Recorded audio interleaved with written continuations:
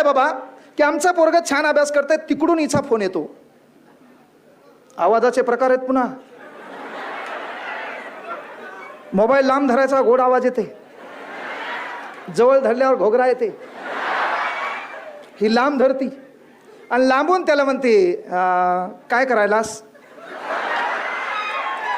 काय करायला म्हणल्यावर हे दलिंदर काय करते, स्पीकर ऑन करते. काहून तर त्या रूम मध्ये जे 3 उपासी मित्र मंडळ आहेत का,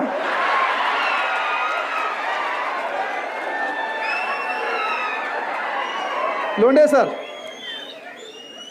मग यायला येते ताण. हे तिघं कोमात जातात, बाप रे. आणि तेवढ्यात ती काय म्हणते, अभ्यास का चालू आहे.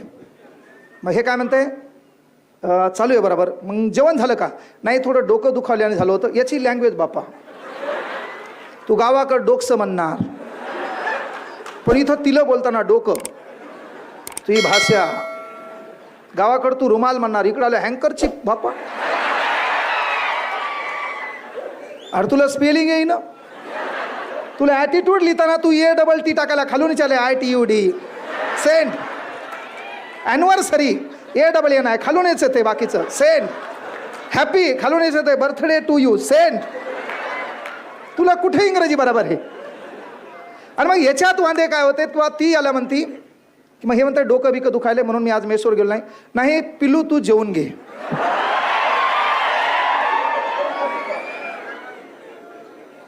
आज एक शब्द आहे सर्वात महत्वाचा, लक्षात घ्या. तुम्हाला माहिती आहे छावा कोणाच्या पिल्ल्याला म्हणतात, बछडा कोणाच्या पिल्ल्याला म्हणतात, कोकरू कोणाच्या पिल्ल्याला म्हणतात, शेकरू कोणाच्या पिल्ल्याला म्हणतात, पण जगात पिल्लू फक्त कुत्रं आणि डुकराच्या लेकराला म्हणतात. जर माझ्यावर डाऊट आला, बाळासाहेब शिंदे सरांचं पुस्तक करायचं, पेज नंबर 368. आपण म्हणान काहीच बोल ना. हा मग ही त्याच्यात म्हणते की पिल्लू तू जेवून घे. हे म्हणते नाही डोकं दुखायला, मी काय आज जेवत नाही. लगेच हिचा हळू आवाज, तू जेवला नाही ना, मग मी पण जेवणार नाही. अबे भिकारचोट, ती तिकडं बम जेवण असती. या जगात फक्त आपण जेवलो नाही हे कळाल्यावर न जेवणारे या जगात फक्त तुझी माय आणि तुझा बाप आहे, बाकी फक्त नाटक आहे. बाकी तुझ्यासाठी या जगात कोणीच उपाशी राहत नाही. म्हणून लय कोणाला जवळचं समजायचं नाही, आपल्या जीवनाचं सर्वस्व कोणाशी समर्पित करायचं नाही. 8 अब्ज जगाची लोकसंख्या आहे, त्यामध्ये तुमचा जन्म झाला आहे. आपण जगाच्या एंटरटेनमेंटसाठी जन्माला आलो नाही. आपलं काहीतरी अस्तित्व या जगामध्ये निर्माण करायचे आणि मग हे जग सोडवायचे. आपल्या बापाचं अस्तित्व काही नसेल तर आपला बाप कोणाचा बाप होणार आहे ही ताकद आपल्यात आहे. म्हणून ही गोष्ट आपण लक्षात ठेवायची आहे, ही गोष्ट आपण लक्षात ठेवायची आहे. आणि पोरिओ, शहरात आल्याच्या नंतर शहरीकरण स्वतःमध्ये अवलंबून घ्यायचं नाही. नाहीतर मग तू बसली कुठं कॉफी शापला, इथं काय आहे, काट्याचा चमचा, हलू घास किती पा बारीकसा, एवढूसाच रुमाल आलाय, एवढाच रुमाल, एवढाच. हा त्याच्यात एक घास खातीन, आल्हादी पुसती.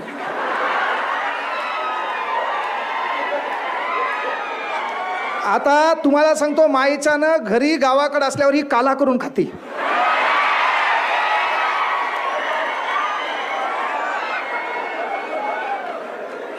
इथं आल्यावर आगाव भपाऱ्या दाखवायच्या नाही, स्टँडर्ड मेंटेन नाही. तुम्ही पाहिलं PSI पदी निवड झालेली पोरगी आज आली ती पंजाबी ड्रेसवर, सिंपल लुकिंग मध्ये.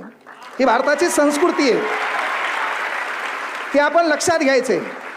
तुम्हाला तुमच्या गुणाने ओळखल्या जाणार आहे. कारण पोरिओ लक्षात घ्या, आज तुम्ही दिसायला सुंदर आहेत, MA झालं, BA झालं, BCom झालं, BSc झाली, तलाठी भरती तयारी करतात, MPSC करता, कंबाईन करता. हे करत असताना अनावधानानं तुमचं वय 20-25 होतंय का, तेव्हा तुमच्या गावामध्ये एक दलिंदर जात आहे, तिचं नाव आहे भावकी. एक आहे दलिंदर जाते भावकी, आणि ती भावकी आपल्या बापाला येऊन टोमणे मारती, पोरीचं वय होत आले, लवकर हिचे हात पिवळे करा.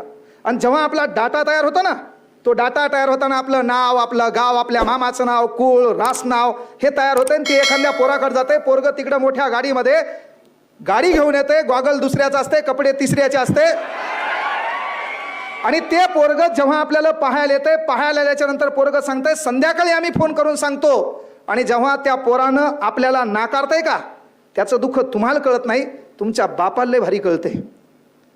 जेव्हा तुम्हाला एखादं पोरग नाकारतंय ना, ते नाकारण्याचं कारण जेव्हा बापाला कळतंय का, त्याचं दुःख फार मोठं असतंय. म्हणून आपण गुणानं संपन्न व्हायचं. PSI झाले, लाईन लागती, लाईन 100 एकरावाल्याची, कळलं का? लाईन लागते. तलाठी झाली, आता तहसीलदार बेजार होते तुला बायको करण्यासाठी, कारण नेक्स्ट प्रमोशन तो काय मंडळ अधिकारी तहसीलदार. मग मेन गोष्ट काय, आपण कला गुणानं मोठं व्हायचे. आपण काय करायचं, कला गुणानं मोठं व्हायचं. बिनाकामी पैसा, अख्खी देशाची अर्थव्यवस्था ब्युटी पार्लरनं मायनस गेली. तू बी थांब, तू बी दलित